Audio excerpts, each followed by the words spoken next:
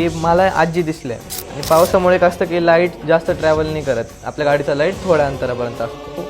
कसारघाटाचा एक रस्ता आहे, तो सगळ्यांना माहिती असेल, जिथे पूर्ण असं वळण आहे, क्रॉस टाईप, उजव्या बाजूने पूर्ण वळण आहे. ते वळण केल्यानंतर एक सरळ मोकळा रस्ता आहे जो घाटाच्या वरती आहे. सरळ रस्ता आहे तिथे गाडी वगैरे काहीच नव्हतं.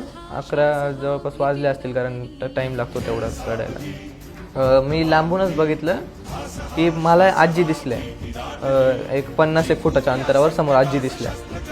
तर मला असं वाटलं गावातल्या आजी असतील, आपल्याला जायचं कसार गावाकडून. गावातल्या आजी बिचाऱ्या पावसात अडकल्या आहे, एवढं रात्रीचा टाईम झाला आहे, किंवा भाजीपाल्यावाले जे लोक येतात ते तिथे थांबतात त्या रोडवर, मी नेहमी बघितलेलं.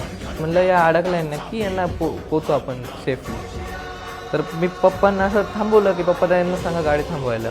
आणि मग मी मागे बघितलं की अरे तर आजी, आणि जसं मागे बघितलं आजी नाही, तिथे कोणीच नव्हतं. तो तसंच पावसाचं वातावरण तेच दिसलं. हा व्हिडिओ पूर्ण पाहण्यासाठी बायोमध्ये लिंक दिलेली आहे, लिंकवर क्लिक करा आणि मिस्ट्री टॉक्स यूट्यूब चॅनलला जाऊन पूर्ण व्हिडिओ पहा.